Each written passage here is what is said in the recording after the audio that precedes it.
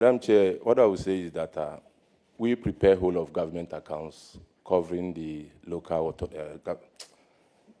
government, that's the MMDAs, central government, and then SOEs. So when it comes to the debt figure, we look at that for central government and guaranteed SOEs, and then the unguaranteed SOEs, and the summation of the two gives us a total for the whole of government accounts. When we did that, our figure for the whole of government accounts was 861.4 billion.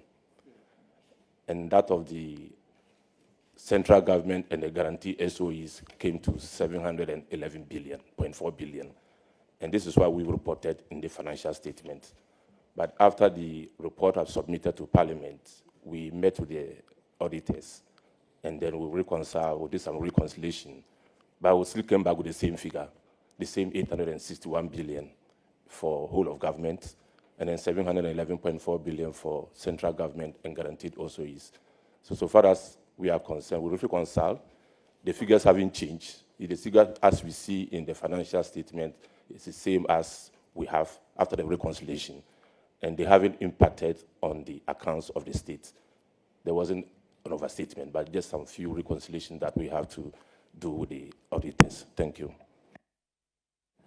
Well, I can also say that I have the breakdown of the difference, and that pertains to the various SOEs.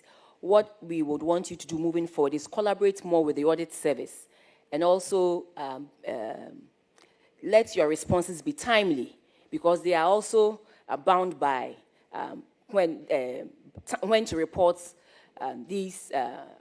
when to submit these reports to Parliament. You know, there's a timeline. By end of June, they also have to report, get the reports ready and submit to Parliament, so that when you don't respond on a timely basis, it affects what they do.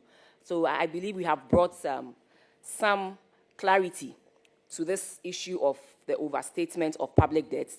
The difference had to do with the unguaranteed state-owned enterprises, which we have the breakdown, and that did not materially affect the accounts of government. So I'd like to bring this to an end, and then Ranking. Thank you. Thank you very much. So the numbers haven't changed. They are the same.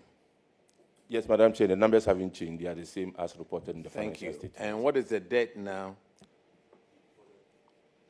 For the whole of government accounts, it's 861.4 billion.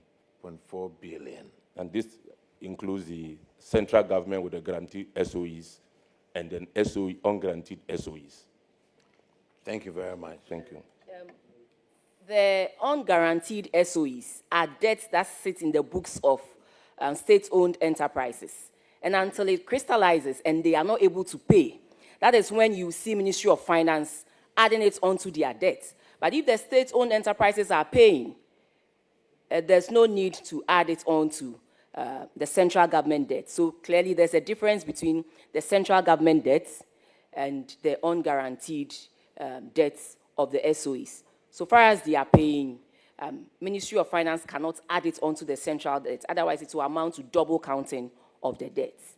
But what sits in the books of Ministry of Finance is the central government debt, which the minister reported in the budget, in the mid-year review budget, and what the Auditor General also stated as a little over 700 billion. And that is what is captured. And when you go to Bank of Ghana too, that is what is captured. But they are preparing the whole of government accounts. And government also has stakes in these SOEs. And so they need to show their debt as well. So that explains for the difference. Madam, the way you're talking as if you worked at Finance Ministry before. Chairman. All right, Minister. Mr. Chairman, this is a very, very important conclusion that we need to bring to the attention of every Ghanaian and everybody who has interest in Ghana. It was worrying for an impression to be created that the Comptroller and Accountant General had overstated Ghana's public debt.